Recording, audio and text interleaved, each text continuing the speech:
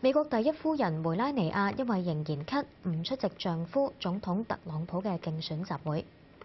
梅拉尼亞嘅發言人指，第一夫人感染新型肺炎康復之後，身體情況持續改善，但係因為咳嗽未好返，為審慎起見會留喺白宮。梅拉尼亞原定同特朗普出席賓夕法尼亞州嘅集會，係自8月嘅共和黨全國代表大會以嚟，佢首次參與造勢大會。